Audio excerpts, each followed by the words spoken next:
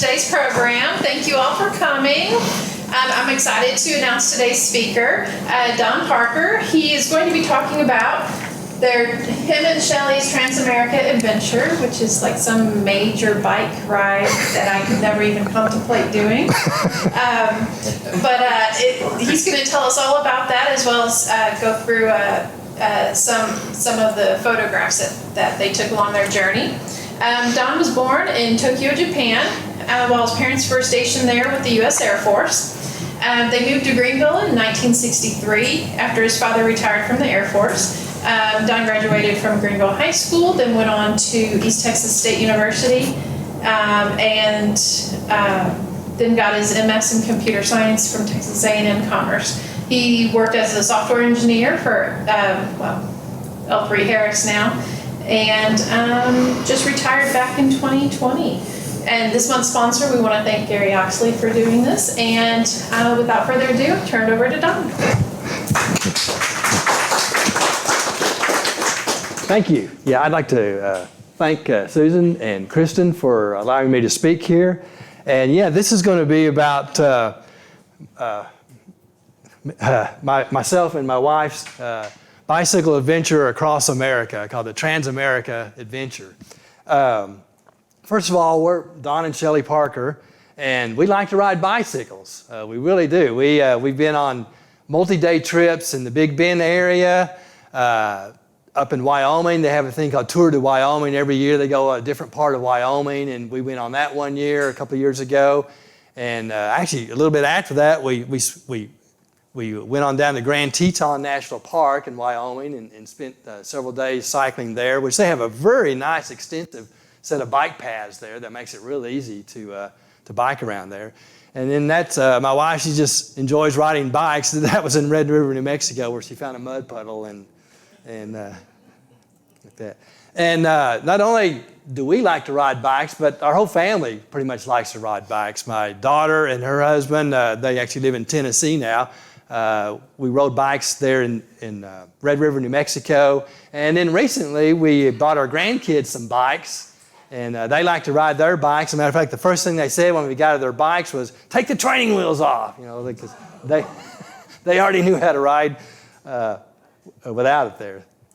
Okay, this bicentennial, where did this whole idea of riding across America? Well, it actually started in 1976. Of course, that was the bicentennial year of the United States of America. We were celebrating our 200th birthday. And there were a lot of events going on that year, including one of them was this thing called Bike Centennial. And it was a coast-to-coast bike ride that went from the West Coast, Astoria, Oregon, to Yorktown, Virginia. And it was the brainchild of this gentleman named Greg Seipel. He had this vision back in 1973 while he was on, him and his wife and another couple, they were on this really long 18,000-mile bike ride called Hemis Tour. And it went from, Anchorage, Alaska, all the way down to the tip of South America. And interesting enough, yesterday was actually the 50th anniversary of the birth of this bicentennial idea. They were in a town called Chocolate, Mexico, when Greg had this brainstorm about, the bicentennial year is coming up and we need to do something for that, something grandiose like that. So that's where he came up with this idea of having this route. Of course, me, I was 16 years old back then in 76, and I thought, I'd love to ride bikes. And I thought, this would be fantastic. I'd love to do this. Like, what better way to celebrate our 200th birthday than, ride my bike across the USA? And so I bought I'd already been subscribing to Bicycling Magazine, and there it was in March, the 1976 issue. They had an old issue dedicated to this bicentennial thing coming up. And so I read it from cover to cover and got really excited, and I still have it. I got really excited about this bicentennial thing and all the things that it was going to, go across the country and celebrate our 200th birthday and all like that. But, as is often the case, reality kind of set in, and I realized, I really didn't have the time or the money to do this. So it kind of got put on the back burner, and I never forgot about it, but it kind of became more of something I was going to do maybe someday in the future.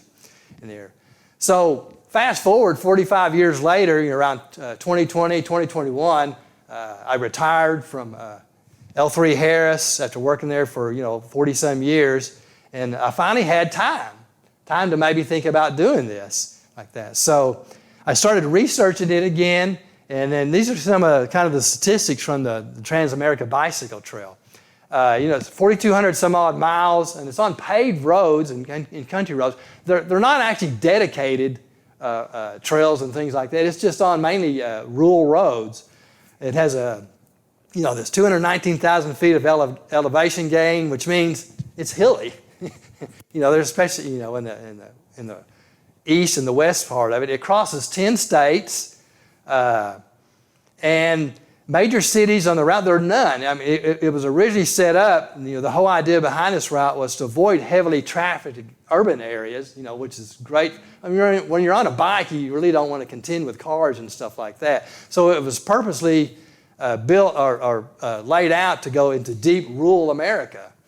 And the largest city along the route is in Eugene, Oregon, and some of the other large towns along, which Eugene, I believe, is maybe around 150,000.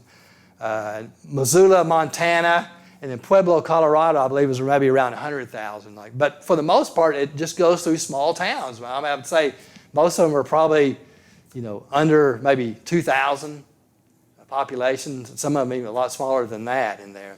It does cross through 3 national parks, Mammoth Cave in Kentucky, and then in Wyoming it goes through Yellowstone and Grand Teton, which are really right next to each other there. And on average, it takes about 3 months to complete it if you want to do it in one fell swoop in there, averaging 50 to 60 miles per day. And the people that actually put this on, originally they were called the Bicentennial Group, but over the years they've changed their name to Adventure Cycling Association, the ACA. And they're the ones that actually lay this. They actually provide some very nice maps, and they break it out into 12 segments in these maps like this, paper maps that actually define or show you all the routes and stuff like that are involved in it. And there's 12 of those maps that they have. And so our plan to conquer the TransAmerican Trail was, well, first of all, it's not a race or anything. You can do it at whatever pace you want to, and you can go west to east, or you can go east to west, whichever way you want to do it. Some people claim there's less headwinds if you go west to east because of the prevailing. If you notice, most prevailing weather goes from west to east, but actually, they really ended up being more crosswinds, is what we learned, was because mainly the winds are either north or south, north and south sort of thing. So you really end up so it's kind of honestly, there's probably no real advantage as far as winds go of going either direction in there. Now, we kind of decided we wanted to go east to west because I wanted to kind of see the country as it was settled. Back in the pioneer days and all like this. It was discovered, going from east to west for the most part in there. So I kind of wanted to do it that way, like that. And plus, remember the old saying, "Go west, young man." So I wanted to kind of follow that. And originally we thought we'd probably do it in 3 or 4 months, and we were going to primarily just stay in local motels and maybe occasionally stay in these campgrounds and stuff like that, and church hostels. And the original plan also was I was going to ride it all, and Shelley would provide support in our van.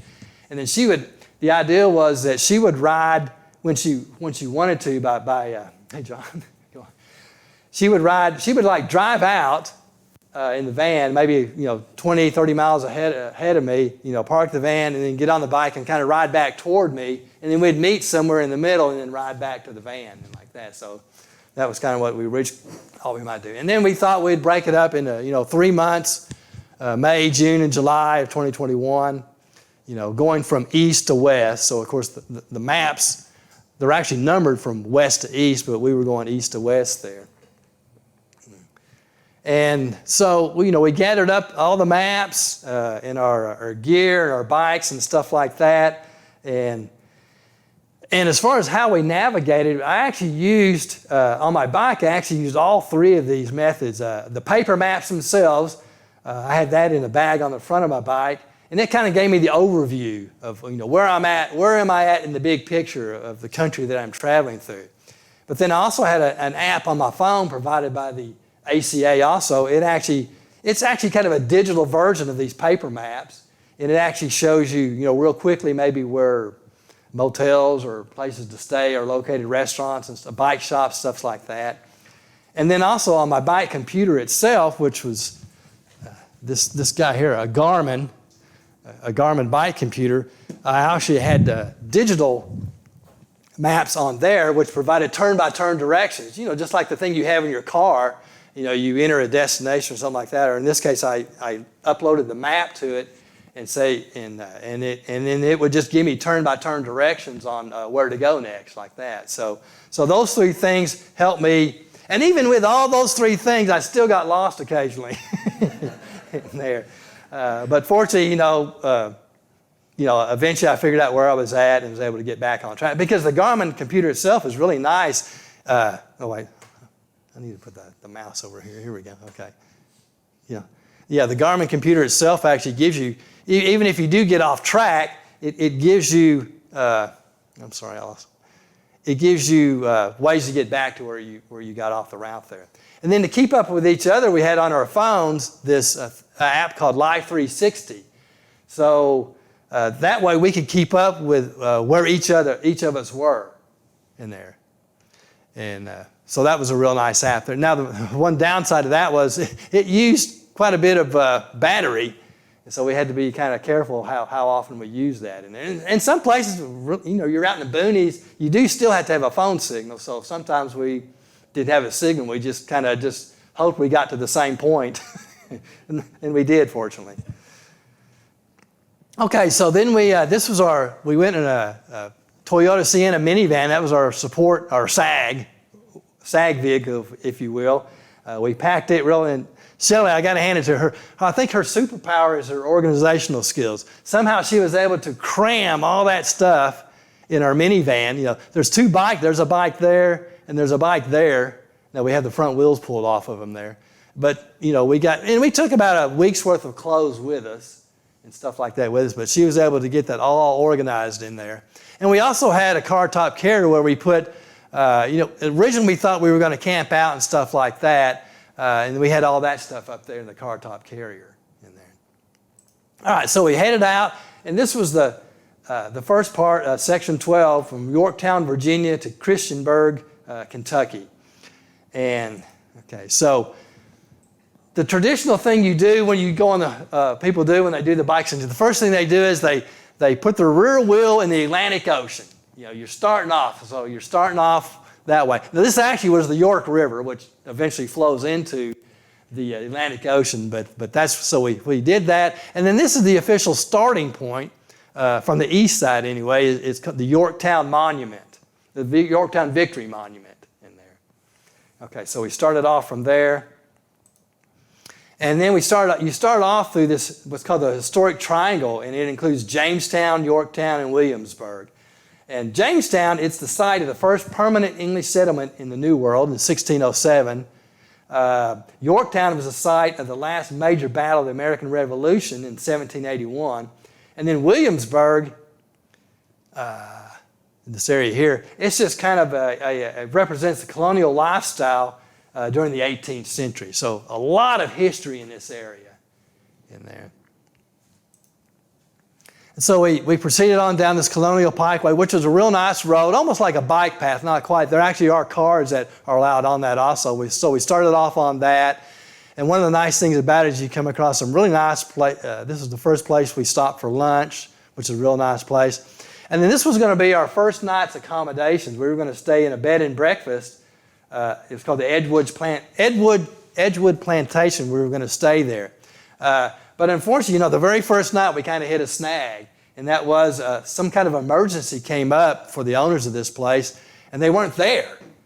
Like that, we had waited about an hour and a half, and they didn't, we found out later after calling them, found out, they had an emergency come up, so we had to, and so right off the bat, having the van with us was very nice because it allowed us to, go search for another motel or something like that elsewhere like that. So we were able to take advantage of that. And that's another reason why we took the van also, because we wanted to be able to explore other areas. And sometimes, when you're on a bike, you get at the end of the day and you've been riding all day, the last thing you want to do is get on your bike again and go do some more exploring like that. So the van came in very handy for allowing us to do some exploring outside of the normal bike riding. And we came across one of the interesting things because the route has been there for so long, since 1976, there are quite a few churches along the way. Sorry, I lost my mouse again here. Let me get. This one was the Willis United Methodist Church. It provides a very nice not a hostel place, but a hotel kind of like, or a place to stay overnight sort of thing. And typically they provide, some snacks and stuff. And some of the nicer ones even provide maybe a shower and a facility and things like that where you can actually check. But you can actually stay there overnight if you want to. And there's quite a few places like that. And also, since this area is so full of history and stuff, there were a lot of battlefields there and national cemeteries. Very, very, very historic area there. Now here we are coming into Ashland, Virginia. And another nice thing about this route is it's quite a few of the states, they actually mark it with signs. Route 66 for cars. That's a very well marked route for cars. Well, here for bicycles, they mark it with this 76 in there. So now not all states have that, but a lot of them do. So not only did we have those 3 ways of navigating with our maps and electronics, but you would see these signs occasionally also to help you get through it. And then this was Patrick Henry's home that we got to see, the guy that said, "Give me liberty or give me death." And the beautiful Virginia countryside was just, nice rolling hills like that. And then this in Mineral, Virginia, we stayed at this bed and breakfast called the Dunloria Inn. And for that particular night, it was nice because we had the whole place to ourselves there. So very nice. And then here's some more of the countryside there in Virginia. And another interesting thing about stuff along the route here. I keep losing my mouse here. Sorry. There we go. There's a lot of nice eating places, well, for bikers anyway. I mean, I'm sorry, I went too far. This is a place that was well known for their breakfast biscuits in there, so we tried that, and they were really good. And then we also stopped in at, probably not saying it, Monticello, Thomas Jefferson's place in Charlottesville, Virginia. So we got to see that along the way. Very interesting place. And then at the top of a very long hill is this lady who over time became known as the Cookie Lady, June Curry. What it was, it's hard to see from the picture, but it was a very, very steep hill like that. But she kept noticing that these bikers are always coming by her house like that because it was right on the route like that. And so she started offering them, cookies and food and stuff like that to eat. And over time, she became a legend for all her hospitality that she showed for bikers. And, eventually you could even stay there if you wanted to. Now she passed away, I believe it was in July of 2012 there. But in her honor, they actually have an award that they hand out every year. It's called the Trail Angel Award to somebody along the route that has provided some very nice hospitality to the bikers all along the way. And it's kind of in her honor that they do that. And then it made its way through the Blue Ridge Parkway, which was a very beautiful area there. And at the end of that, there's a very steep downhill that has some very fast switchbacks throughout it. And at the bottom of it is, once again, a nice restaurant, which, by the way, that'll be a reoccurring theme, is the places we eat along the way. So Gertie's, it's called. And that was it's a must-stop place. And they did have a very, very nice place to eat. And one of the traditions they have is, for all the Trans Am people, they let you write your name on their walls there. So the wall is just filled with people that have Trans Am bikers that have passed through this over the years.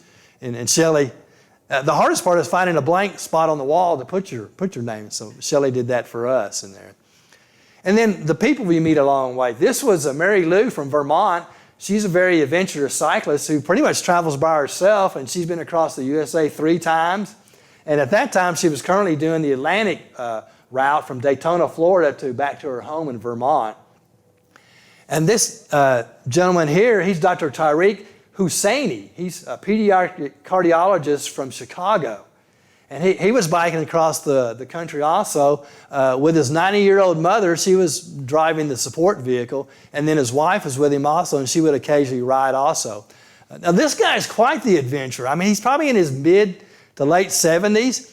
And that year, he rode across the USA. Well, the next year, he rode across the USA on what they call the Southern Tier, from San Diego to St. Augustine, Florida. This year, he took a 5-6-week tour down in Patagonia. So very, very adventurous gentleman in there. And then along the way in Lexington, Virginia, we came across this thing called Natural Bridge, which is a very pretty place. And one thing we also tried to do was post something on our Facebook page every day about where we had been, and then we'd also kind of post a map to kind of show what we did that day. And this, some more countryside that we went through. And this one always reminded me of John Denver's Take Me Home Country Roads, because it was one of those kind of real nice, laid-back roads there. And this in Buchanan, Virginia, was the Swinging Bridge, which actually did do some swinging. And then some interesting, I think it was an antique store area there in Troutville. And this was, we didn't know this, and I believe, Carolyn, I believe you told us what this was. It was a hydrangea. It was a white hydrangea, which is this huge bush of white hydrangea there. And then some more beautiful countryside through Virginia here. And then we came across several barns. Now, it may be hard to see here, but a lot of these barns, they had these quilt patches on them. There's a little bit of one there and a little bit of one there. I've got a picture later on that shows a better one of it. But we learned that this was part of the Blue Ridge Barn Quilt Trail, and it started back in early 2000 about a lady wanted to honor her mother by having a quilt pattern painted on her barn. And there, so you saw quite a few barns with the quilt patches on it. And then these were some locals here that we passed by a lot of those. And then of course food. One of the when you ride your bike all day, one of the benefits of that is you can eat pretty much whatever you want, within reason. In there, but this was a nice barbecue place that we came by in Christiansburg, Virginia. So then the next section goes from Christiansburg, Virginia, to Berea, Kentucky. In here, and okay, this bridge here was kind of interesting, and I learned later that it was actually part of the Virginia Smart Roads Closed Testbed Research Facilities, and it's put on by Virginia Tech. And what they do is they were doing a lot of research into, autonomous powered vehicles and stuff like that. And these are some of the places where they tested out on. And then we came across a gentleman who must have been from Texas. He was out flying a Texas flag there, so that was kind of nice to see. And then there's a lot of beautiful old churches along the way, and barns as well in there. Beautiful, beautiful countryside of that end. And then we took a rest day in Whiteville,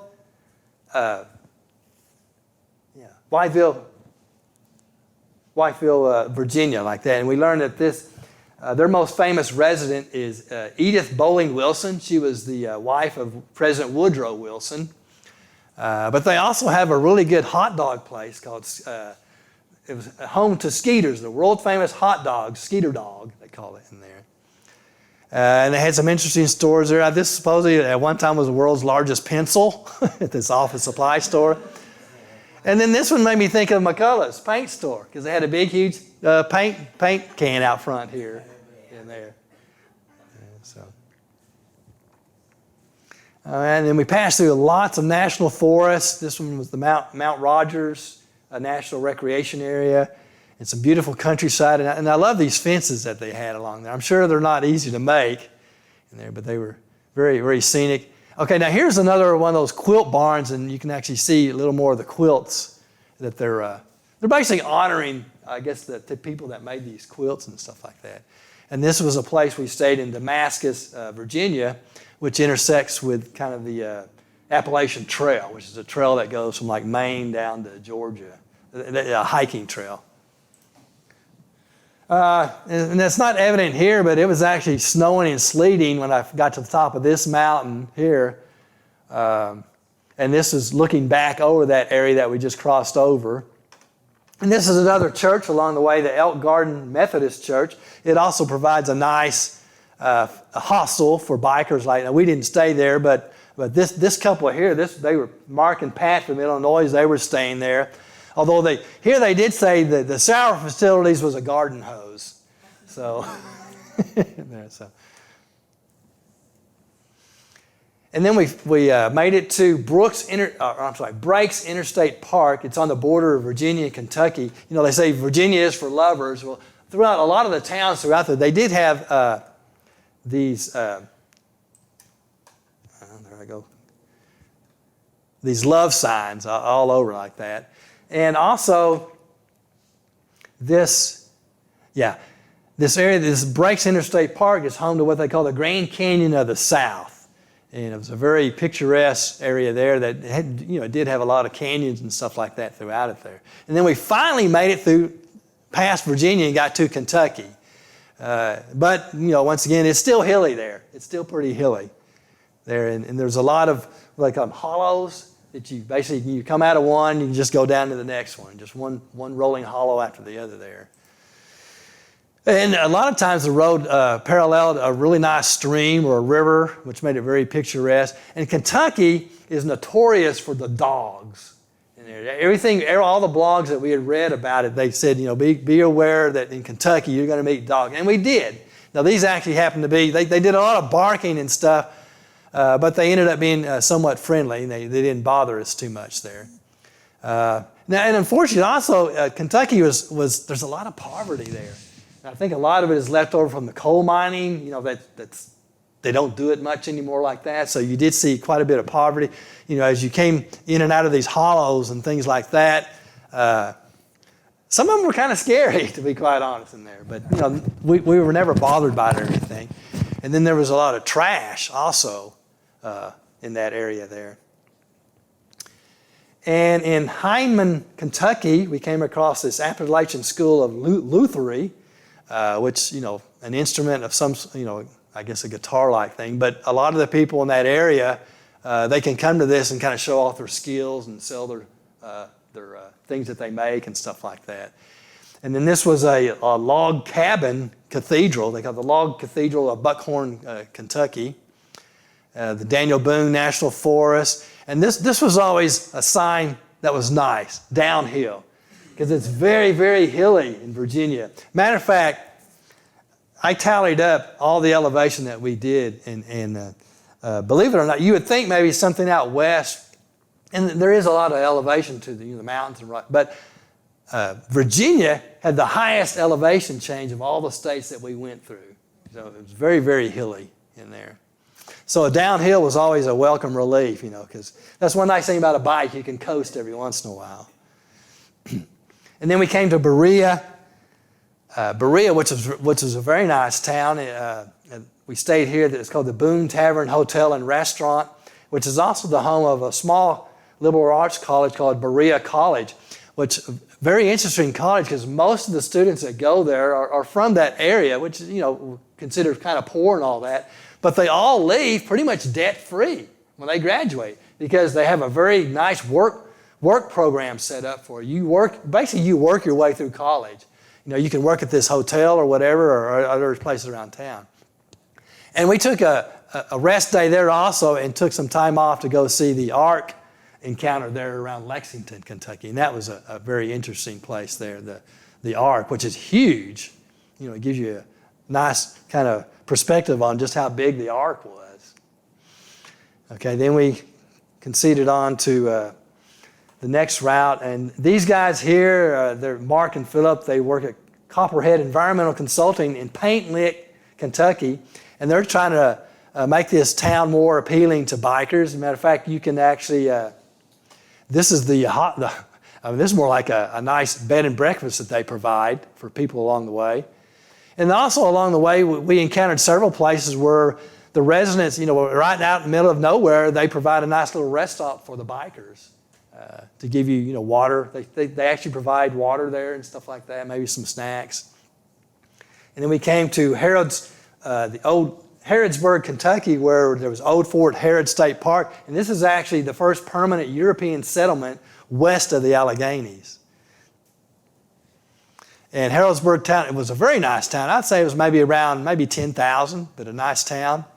The St. Rose Catholic Church was on a big hill, and they're a very, very nice, pretty place there.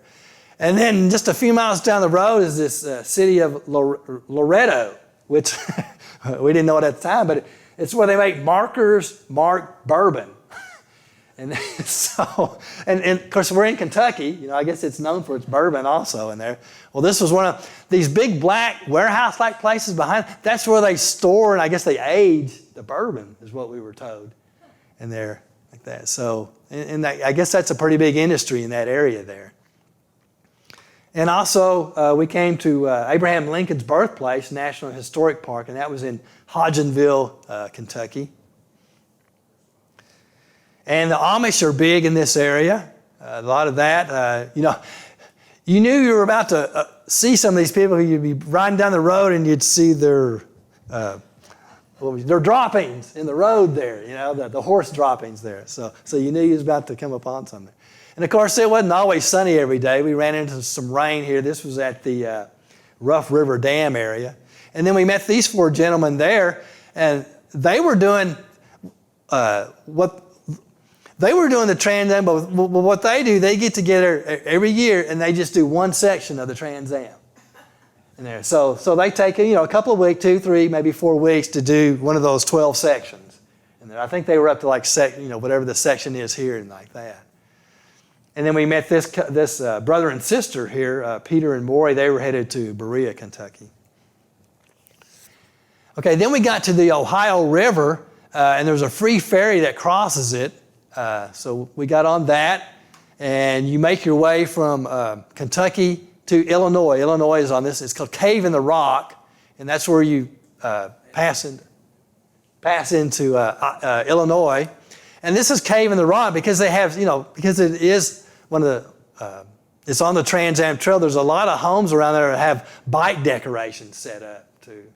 So it kind of makes you feel that, welcome there and all that. And this is the actual Cave in the Rock itself. In there, but a very nice town there. And then in Elizabethtown, Illinois, we came across this bed and breakfast here, which Shelley happened to be there and asked about it. They actually weren't quite open yet. They were just getting it ready for like that, but they said that we could actually stay there that night, so we did. So that worked out real well. We had we had the whole place to ourselves again. We were just in one room of it, but a beautiful place. And then also on that same day, this lady here, Marilyn, and her dog Keeper, they gave Shelley this real pretty plum rose. Of course, we couldn't keep it, and so Shelley ended up giving it here to Jocelyn, which Jocelyn was the keeper of this bed and breakfast. So she kept it and was going to put it in her memorial rose garden in there. So that worked out real well. And this was the view from that place, right there on the Ohio River, very beautiful place. And then this was a restaurant here that had some really good catfish in there. Okay, up to this point of the ride, this sign pretty well sums it all up. Hilly terrain. Very, very, very hilly terrain. And this picture here doesn't really show just how steep the hills really are, but they were very, very steep hill. So, you'd struggle to get up one and then coast down and get ready for the next one. And along the way, while I was riding, Shelley was finding these real nice bike trails along the way. And this one was called the Tunnel Hill Rail Trail, like that. And then also when we got to Murfreesboro, Tennessee, we found out, their sign says it's the barbecue capital of Illinois. So, of course, we had to, sample their barbecue. And it was pretty good. Although, honestly, I still think Ernie's is better. Ernie, right here in town. So. All right, so the next phase was Murfreesboro, Illinois to Girard, Kansas. And this gentleman here, Leonard. I was riding along and I kept seeing this thing in the background, and man, he was just zooming up on me. Really, he was catching up to me really, really fast. And he was on an e-bike. And those are very, very popular nowadays, this e-bike. Well, this was Leonard. He had just recently recovered from open heart surgery, and so he was out enjoying his ride on his e-bike. And anyway, the e-bike has really helped a lot of people maybe that couldn't ride anymore. It's helped them to be able to get back on a bicycle and ride. And here we are along the Mississippi River where these conveyor belts would, transport things back and forth. The rivers are over here on this side, and it would transport stuff back and forth. And then we came to Chester, Illinois, which, interesting enough, it's the birthplace of Popeye. The guy that created Popeye, I'm probably not saying his name right here, Elzie Chrysler Seeger. He was the creator of Popeye. And so that town had a lot of Popeye statues all around town, including this really nice museum here called the Popeye Museum, or the Spinach Can Collectibles. And this lady here was a very nice lady that showed us around the store, and she's been collecting stuff for like 42 years. So she has a huge collection of Popeye stuff there. And that's where we crossed the Mississippi River at Chester, Illinois, going from Illinois into Missouri in there. And then we met Philip. He was from Napa, California. He owned a vineyard there. He was on a fast track across America. He was actually, there actually is another part of the route that goes like from San Francisco to Pueblo, Colorado. It's more of a direct route across the USA. He was doing that and getting about 100 miles a day, so he was really moving. This lady here, Donita, she had an incredible story. She was actually riding it, and she had a support vehicle with her, but she was actually lucky to even be there because a couple of years previous to this, she had been training for this ride, and she got hit by a car and almost died from it. So it was a pretty miraculous story that she had, and she even has a website that talks about her recovery from that. And she was going across America. And then some of the beautiful countryside in that area, and this is another famous place to stay along the trail. It's called Al's Place. It was a former jail, county jail, but it's been turned into a real nice hostel for bikers to stay there. And it was in Farmington, Missouri. And occasionally we'd run into roadblocks. Fortunately for this one, I was able to get through okay, no problem, but Shelley had to find a route around it in there, but she was able to do that fine. And then there's always some nice, when you're out in rural America, it kind of restores your faith in America. America's kind of divided, it seems like. But when you get back in rural America, you see, what's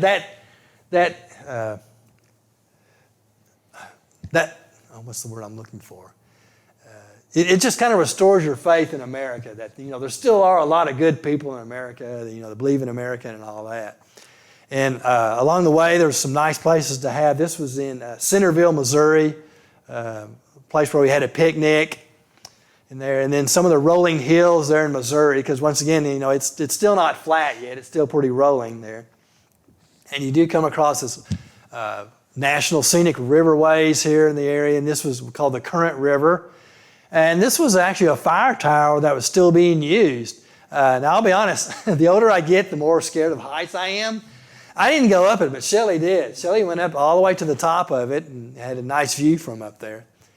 And this was a gentleman, I don't remember his name. He was from Italy, but he was traveling from Miami to Las Vegas, and he's been traveling several years through Europe, South America, and North America in there. This is one of those scenes where you just get to the top of the hill, and here's your reward for that top of the hill. More hills. in there. So, but every once in a while you could get up enough momentum to maybe get up the next hill there. But still, they're hill after hill after hill. Pretty hilly there. And this was in, Marshfield, Missouri. This is actually the birthplace of Edwin Powell Hubble.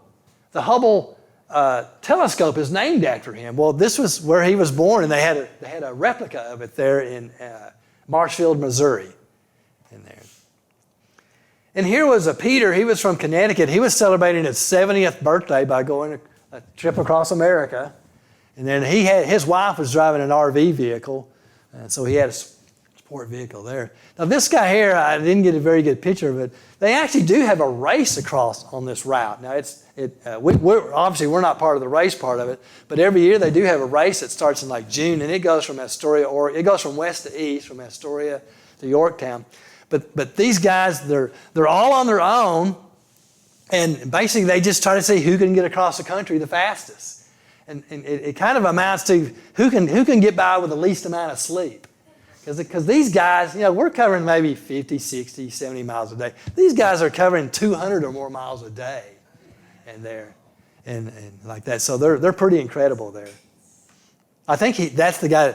When I finally realized what was going on there, and I finally got my camera out, he'd already kind of whizzed by me, so I didn't get a really good picture of him there.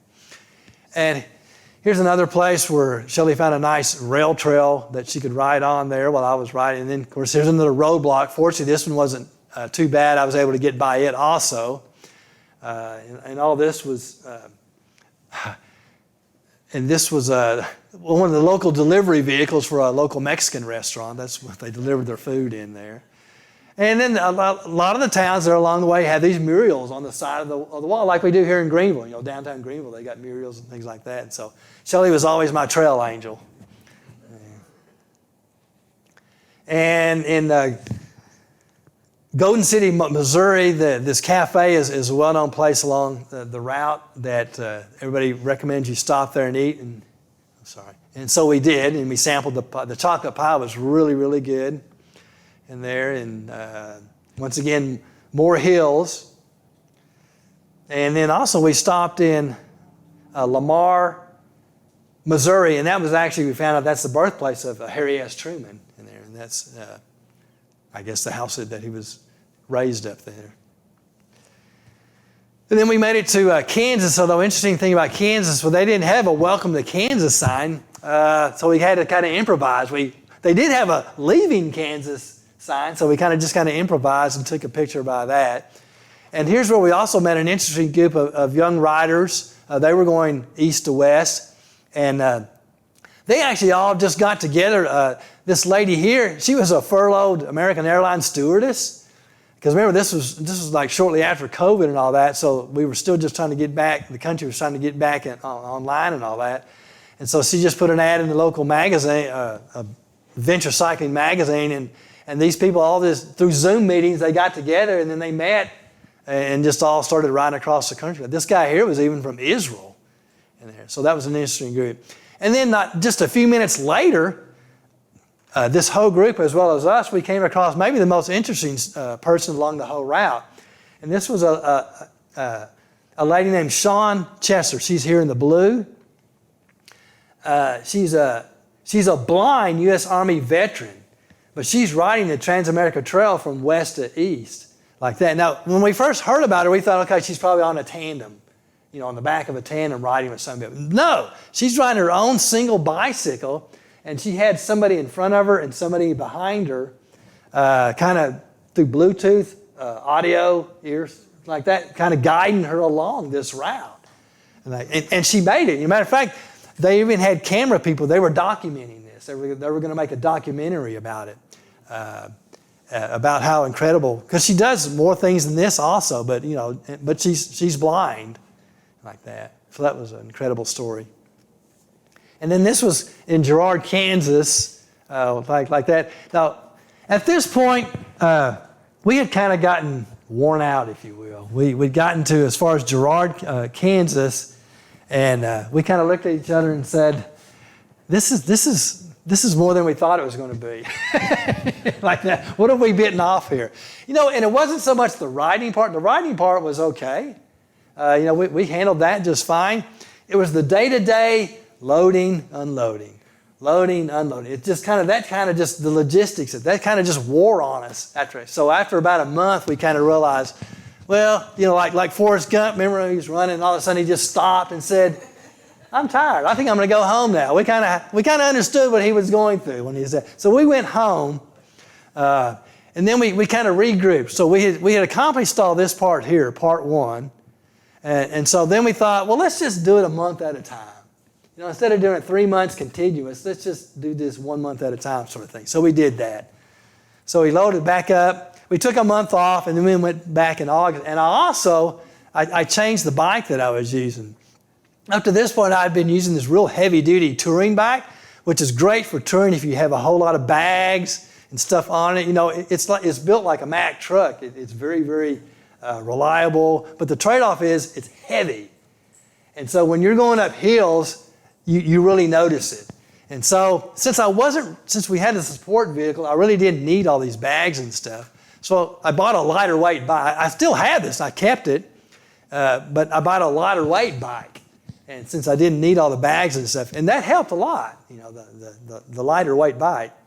So then we started back in Girard, Kansas, in here, and then came across this. This kind of reminded me of Field of Dreams, you know, the cornfield. And this was the Foxworth family from North Carolina. That was a father and a daughter. They were going across in there. And then we also stopped at this Lizard Lips Cafe in Toronto, Kansas. And they had some good pie there, and another well-known restaurant there. This was in Eureka, Kansas.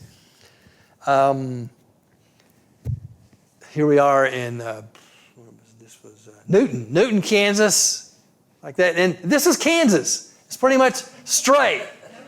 That's Kansas in there.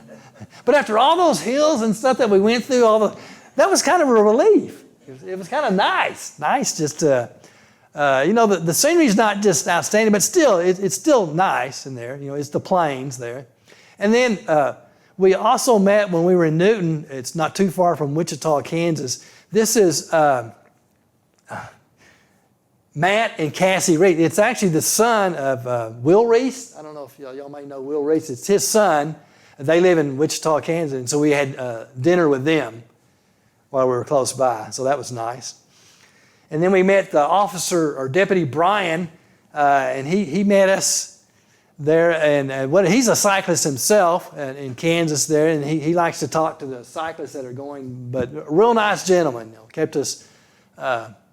It was nice to meet him and talk to him there. And then we had lunch in a cornfield there in Kansas, and we went through this Quivira National Wildlife Refuge. And of course, the only wildlife we saw were cows at that time. I'm sure they have some in there. And in Great Bend, Kansas, we learned that this was the home of Jack Kilby. He's the guy that invented the integrated circuit. I think it had something to do with TI, maybe like that. But this is actually his birthplace, was in Great Bend, Kansas. And then all along in Kansas, you see these, the grain storage, the elevator storage places there all along the way. And they're kind of like little sentinels out there, as you know, because you can see them for miles off because there's nothing in the way to block the view. It's just pretty flat in there. So it's nice to see that. And every town, no matter who you go, has some sort of claim to fame. This one here was Rush Center. It's the home of the world's largest St. Patrick's parade, interesting enough. And here in this part of Kansas here, because it's pretty flat and plains, they said they made a lot of the fence posts out of limestone because they didn't have enough trees and things like that to make it. And so they used limestone for the fence posts in there. And these were some other TransAmers that we met. Okay. Here in Ness City, at one time, this was the largest building on the plains. It was known as the skyscraper of the plains, and it's built out of limestone. And nearly every little town we went through, they always had a very nice veterans memorial, to the vets in there. Very, very nice in there. And then we saw, lots of farm equipment out there. This one, he actually had it kind of set out as kind of a museum area. And then you could smell these stockyards for miles around in there, especially depending on which way the wind was. I think one day it was, you smelled it several miles because of the way the wind was blowing there. So lots of those stockyards and more big grain elevators. There's Kansas again, yeah. That one picture is probably pretty much sum up Kansas. And this here, interesting, we learned where, those bags of manure you buy for fertilizer and stuff, this must be where they come from in there. So. And, sorry. This was actually a memorial to a gentleman that unfortunately was killed along the trail. And every once in a while you do come across, they have these white bicycles you'll see in their memorials to people that were, killed on their bike along the trail. So it kind of, brings you back into reality that it is, you are on the road contending with cars and stuff like that. So you do have to kind of, but no, we try to alleviate that by wearing, high visibility clothes. And it also a thing that I really, really like, and I thought it was going to be a gimmick at first, is Garmin has this, it's a light, so it flashes like that, but it's also a radar. It will actually detect anything that's, usually put it on the rear of your bike, and anything that's moving faster than you, which typically is a car or a motorcycle, it will detect it, 150, 200 feet or yards behind you. It'll detect that, and it'll show up on the bike computer. So you get kind of an audible warning when that happens. So it gives you a heads up to let you know when somebody's coming up behind you. Because most of the time, that's what happens. If somebody gets hurt on a bike, it's because they got hit by a car from behind in there. So I highly recommend, if you're going to be riding on the road, to look into this Garmin radar. It really, really is worth it.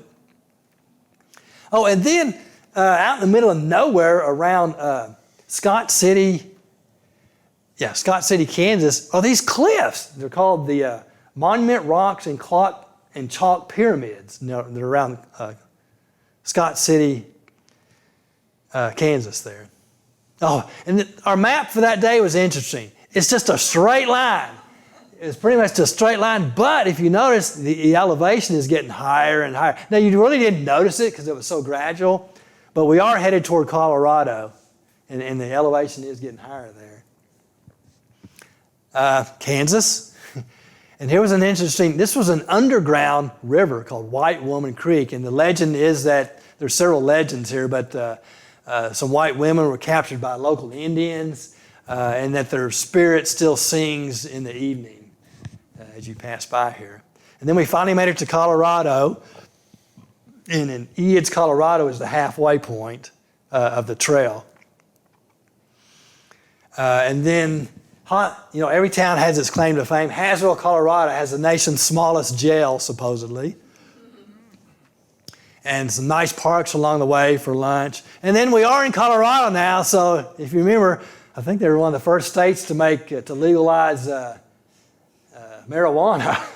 And then, so every once in a while you come across these stores that are wild weed, And they had huge grasshoppers, really big in there. Oops, sorry. I hit the wrong button. Now, another very interesting person we met in Only Springs, Colorado. This was a former Marine, Corporal Richie Pasquarello. And he actually was originally from Pennsylvania, but he got in touch with this town, and they wanted him to come here and kind of revive the town. So he's got his own little museum that he's put together here. And he has a lot of different bicycles. This was his favorite bicycle that he liked to ride, a tricycle. But he's also a very talented artist, and he has all kinds of artwork and stuff in this museum here. And this one supposedly was done for Merle Haggard. But very interesting gentleman there in the small town of Only Springs. And then we kept hearing about this guy going across the Trans Am on this thing called an elliptical. And there, sure enough, one day I saw him, and as he was passing by, and he's on this thing where you're basically pumping up and down like this with your feet like this, and he was going across the country on that. And then some interesting cards, and this is as we're getting into Pueblo, Colorado here. And they have we took a day off there, they have a really nice river walk there in Pueblo, Colorado, in there that has some interesting sights. Zebulon Pike, Pike's Peak was named after him, had a base camp in this area. And they even had some stuff about the Goodnight Loving Trail in there. And this was a real nice bike store that helped get we needed a few adjustments, and they were very helpful there. And so now we're going to, I need to hurry up here. Okay, now as we're getting into Colorado, you can tell it's starting to get a lot more hilly, mountainous, and stuff like that. And then we came across several federal prisons in this area. This one here was called a Supermax federal prison outside Florence, Colorado. And sure enough, we came across a field of hemp, marijuana, growing here in Colorado in there. And then we had some really good pie there in Florence, Colorado. And then as we're headed toward Canyon City, we came across what I thought was Jurassic Park. And it's actually in the Royal Gorge area. And so I went down this route here, which is part of the TransAmerican Trail, and then Shelley, she went and explored the Royal Gorge. And she actually rode her bike across the Royal Gorge in there, and that was nice. And then I came across some buffalo. Alma, Colorado, it's 10,578 feet. It's North America's highest incorporated city. And then I began this climb to the high point of the entire TransAmerican Trail. And so the highest point on the entire trail is at Hoosier Pass, Colorado. And so that's what is it? I can't even see, what is it? 11,539 feet. And that's the high point there of the. And of course the fun part is going downhill part, because you get to coast a lot. And then we also met while we were there a classmate of ours. He lives in Evergreen, Colorado, Kerry Shackelford. I don't know if any of y'all know him, but him and his wife, they live there, and so we had dinner with them. And then in Breckenridge, we took some time off there also, and we stayed here at this place. And Maddie was our host, and there's some really, really nice bike trails along in this area, in the Breckenridge area.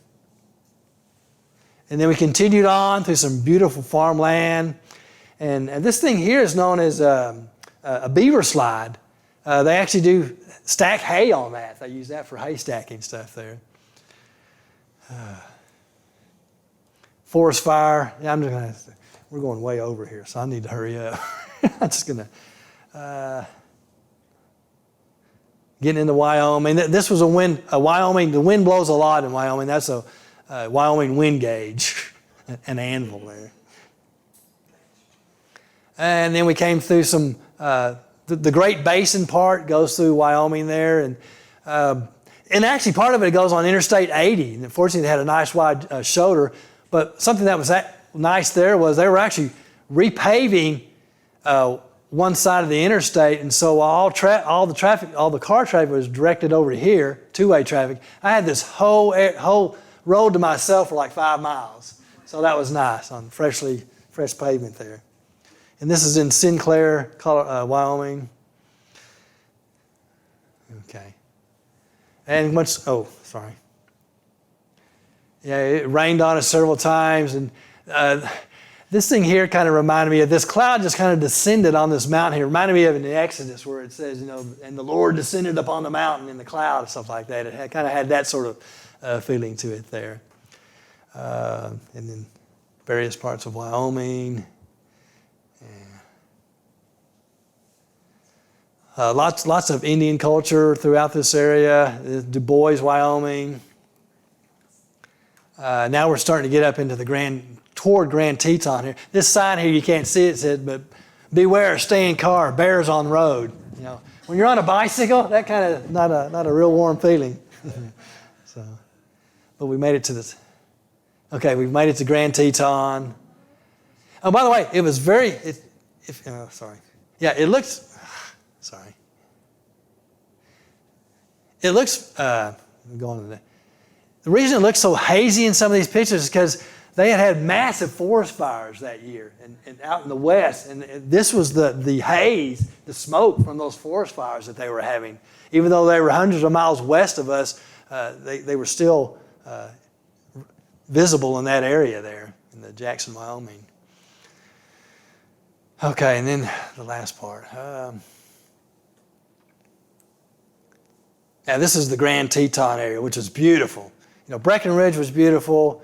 This area was beautiful, and this one, Yellowstone. Our original plan was to go through Yellowstone, but it was closed because they had so much rain. They closed the park in there, and so we had to detour south of there over Teton Pass, and so that's what we did. We detoured over that, We went into Idaho, and this was a real pretty Upper Mesa Falls. One thing that was really kind of bad on some of these roads, if they had a shoulder, well, they'd put a rumble strip right there, which means for a bike, it made it impossible to ride on the shoulder, so we had to ride out here kind of in the traffic, so that was not fun. And that's as close as we got to Yellowstone, because it was closed. And there, and this was a real pretty area here. This is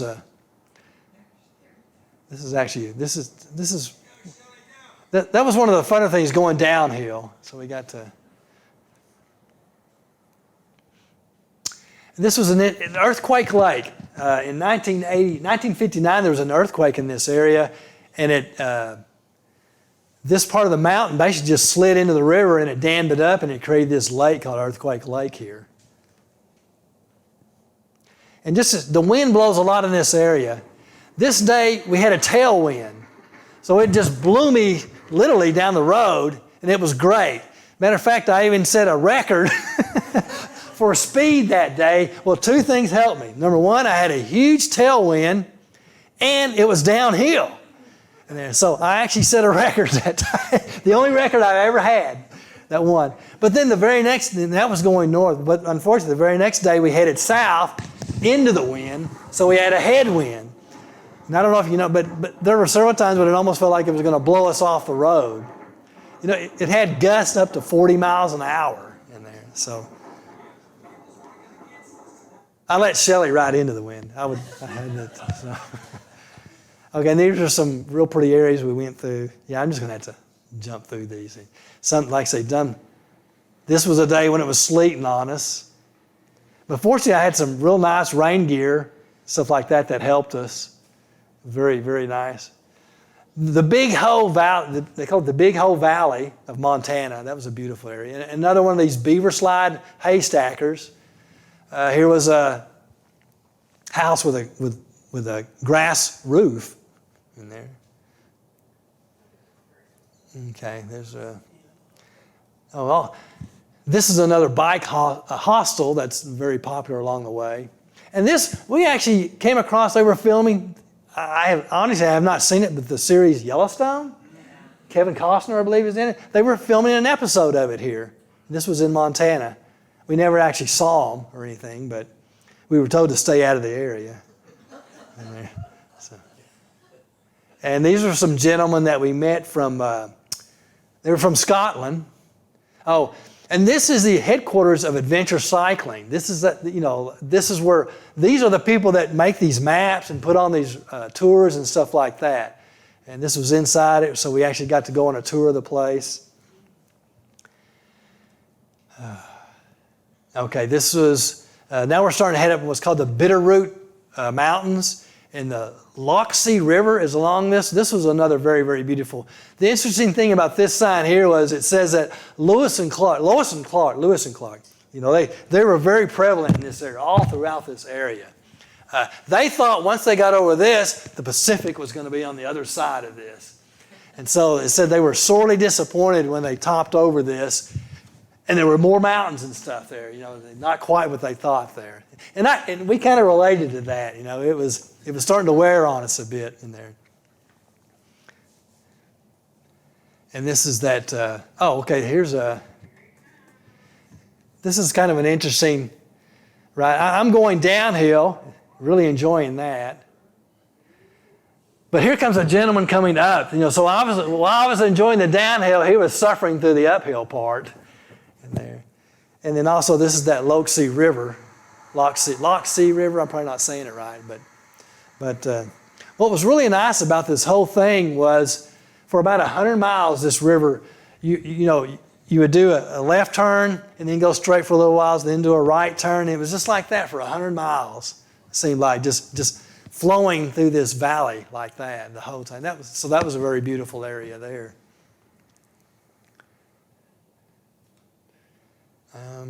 We had to make repairs along the road. These people here, they park their cars and stuff on this side of the river, but they get in a little gondola. It's hard to see here, but there's actually a cable going across that river to their house over here.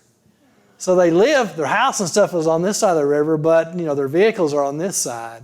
And so I guess there's not a lot of roads that go back and forth across that lake there. These are some more people we met along the way.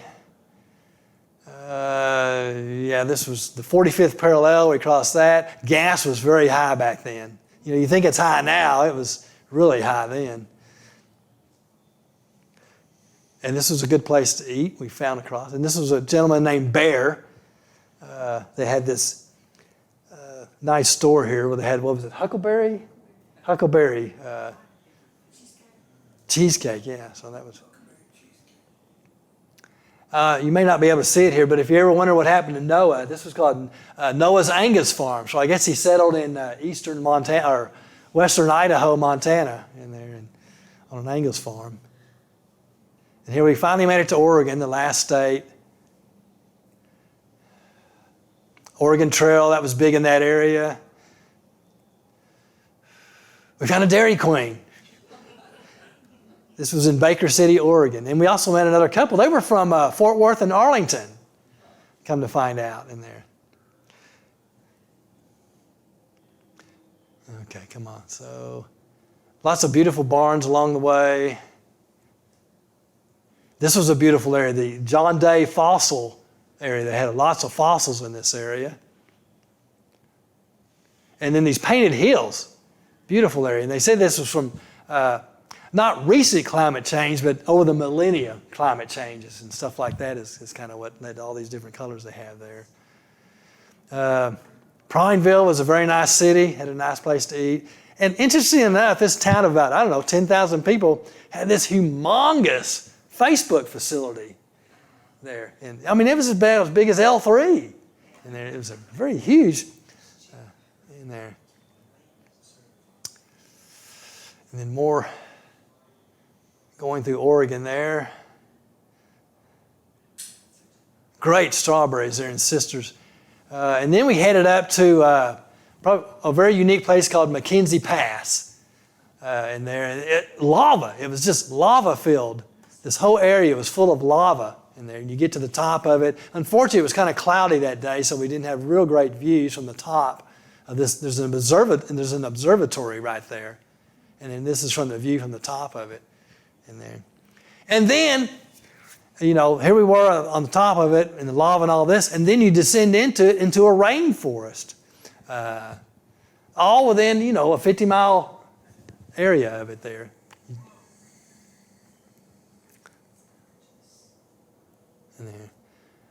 And it was nice to have, lunches along these rivers they had covered bridges. And Oregon is one of only 2 states, I think New Jersey is the other one, that doesn't have self-service gas. Now, out in the rural areas they did. But when you got to the bigger cities, there's a gentleman there, in this case, the guy in the high-vis suit there. You can't pump your own gas. He does it for you in there. Let's see. I don't know if it's a union thing or what, but... in New Jersey, I think it's the same way there. So. Oh, and then we were in Eugene, Oregon, which is the biggest city along the way. Well, that actually happens to be the home of co-motion bicycles. We have a tandem bicycle, and that blue bicycle that I originally started on are co-motion bikes. So we actually visited the factory. We actually got to see, where my bike was made, like that in there. And very, very nice place. And this is this gentleman here is one of the original 2 founders of the company. Dwayne Shepard is his name. So we actually got to see where our bike was put together and all that. All right, this is the last segment finally. Okay. We came across a lot of hazelnut farms, and also there was a lot of honeybee stuff going on.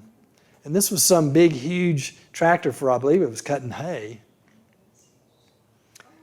And finally, we're getting close to the ocean here now. And finally, this picture here is our first sighting of the ocean. There. Oh, that was a nice sight. This picture here, it's in the National Forest. Now, Shelley may not look too happy there. Well, I mentioned, you're on these roads, and for the most part, they're rural roads. But this one was a rural road. and it wasn't very wide, no shoulder, but there were quite a bit of cars on it, and it just kind of wears on you after a while. Matter of fact, we almost thought about just putting it in the van and driving on, but she ended up finishing it like that, and so that was nice that we got through that. Okay, and then we stayed in this hotel here, and interesting enough, it had a real nice patio area, and you would think it would be looking out onto the ocean, but actually, in the back of this, it was an airport.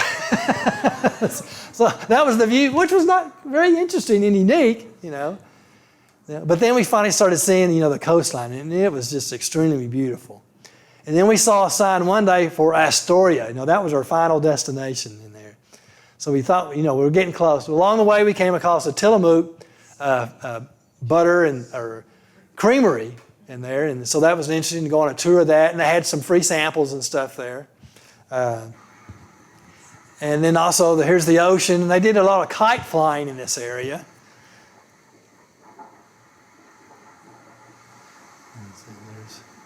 Yeah, or kite surfing or whatever it was there. And then this is getting closer and closer to Astoria, some of the beautiful beaches they had. And this was finally Astoria. And this is where the trail actually ends right here at the Astoria Maritime Museum. And then up the hill from it is yet another tower, similar to the one that we started from. And also it talks about Lewis and Clark here. This is where they ended their journey there. And some of the views from Astoria at the top of this. And it's like a mini San Francisco, very hilly and very pretty. And so then we ended the journey by dipping our wheels in the Pacific Ocean. So when we started, we started on the east, we dipped our wheels in the Atlantic, and we finally got to dip our wheels in the Pacific. And also we ended it similar at a tower on the Pacific side. So sorry to go over on that, but then that's it.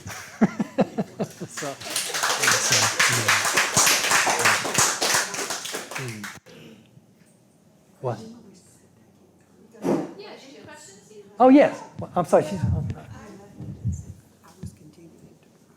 Oh, okay. Yeah, I'm sorry. Go ahead, Heather. I'm wanting to know if you rode every bit, or did you ever have to just get off and walk some in order to make it up the hills? Okay. I kind of had it in the back of my mind. There were some hills that I stopped maybe in the middle of it. I didn't get off the bike, but I just stopped and kind of took a drink and kind of rested a little bit, but then I would start back up. But I was kind of determined I wasn't going to walk up any of them. Be a hiking trip. Right. And something else I failed to point out was Shelley did ride. The first third of it, the first month, she would go out some, ride back to me, and then we'd finish up together going back to the van. But when we started the second and third month, one of the things she was saying was, well, I want to ride more. I want to do some more riding. So what we did was we switched to more of a relay sort of way of doing it. So from Girard, Kansas, all the way to Astoria, the last 2/3 of it, we would take turns riding. We'd ride 20, 30 miles, and then we'd switch. I would drive the van, and then she would ride. And then we kind of just did a leapfrog way of getting across the country like that in there. So, yes. How much training, your body? Because I obviously none of us could probably just go, okay, I'm gonna go get my bike and then start riding. I'm sure that you had a lot of. Well, I guess the thing that helped me was I've been riding ever since I was a little kid. Matter of fact, I still remember the day when I rode without training wheels. I was on this little bike, I went down the driveway, and just this feeling of freedom just came upon me. It's like, this is the world's best thing to ever do, ride a bicycle. I thought, there's nothing better than riding a bicycle because I felt so free. So I've been riding a bike a lot. Now, long distances, I hadn't done a lot, but I guess I had so I kind of had a background in riding bikes somewhat. But to get ready for this, about 6 months, or right after I retired, it was in October of 2020, I just started trying to ride my bike every day. Or most, not every single, but most days I tried to ride, 20 25 miles a day, just to kind of get used to the day-to-day grind of just sitting in the seat and riding and something like that. And so I did that for about 6 months, and then just constantly trying to ride and ride. How much weight did you lose? Actually, I don't think. Okay, early on when I was riding the entire thing myself, I probably lost maybe about 10. But then when we started leapfrogging, maybe I wasn't riding quite as much. I kind of just maintained my weight. Because if you're not riding, you're eating in the car. Okay.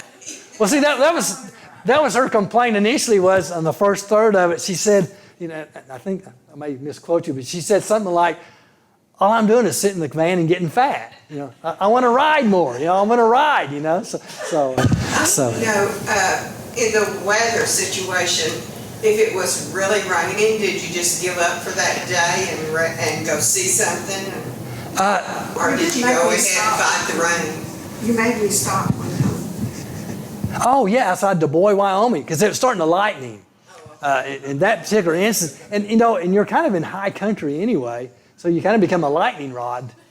So yeah, that day I picked you up about maybe 5 miles from the city, and then took you in. But for the most part, I did have some good rain gear, some rain or waterproof jacket and pants, and I will say, fortunately, most of the time the weather was okay. And I would say maybe there were I don't know, less than 10 days worth of days when it was rain. But we just decided we were just going to ride through it in there. Because that's part of the experience. Yeah. Yeah. I want to know how many pieces of pie y'all ate. Oh, too many to count. Well, that is the advantage of doing this, is that you can pretty much eat whatever you want in there. So, what's your favorite flavor? Chocolate pie.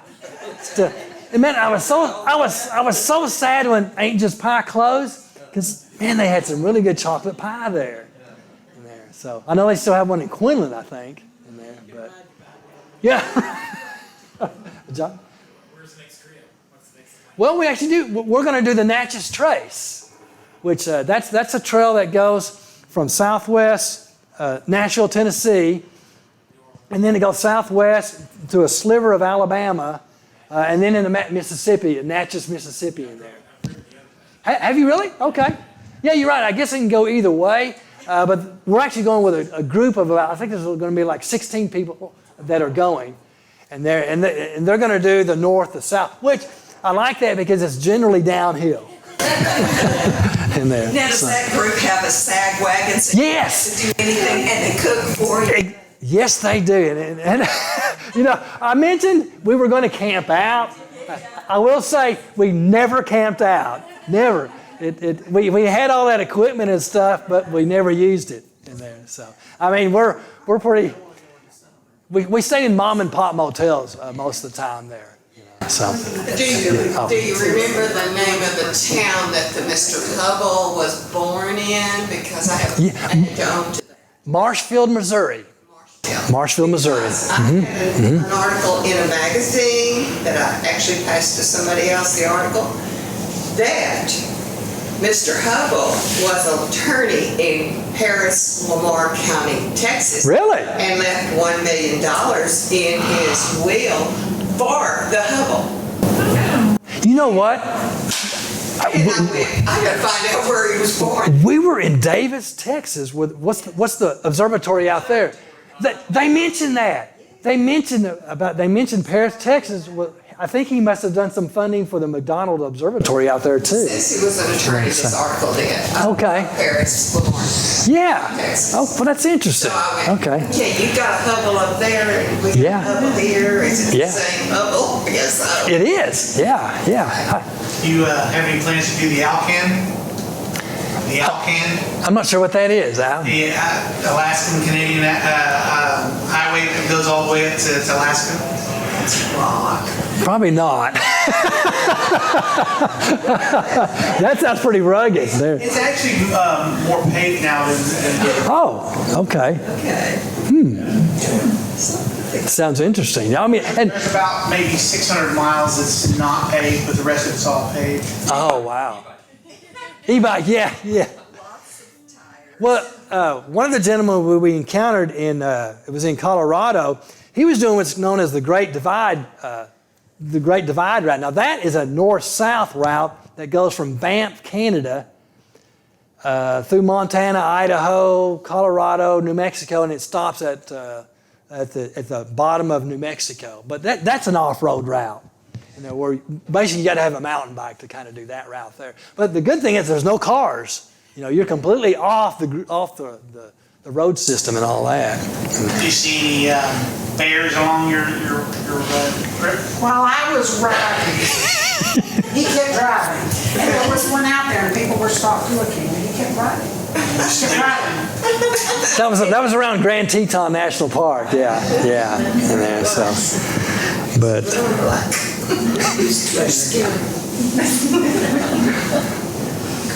So I noticed you had a lot of pictures of cyclists that were maybe taken on the side of the road. Did you stop between towns to talk to them, or? Yes. Yeah. That's usually what would happen. We'd be passing, and we'd just kind of stop alongside the road and just say, hey, we're going this way and they're going that way, and a lot of times they'd tell you, what to expect coming up, and we'd tell them the same thing, sort of thing like that, and but. Awesome. Go ahead. Thank you so much. Very interesting. Thank you.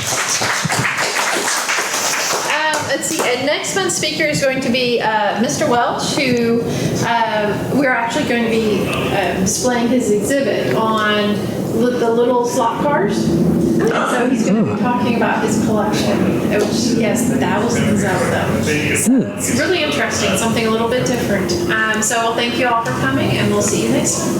Thanks. This video has been brought to you by GEUS.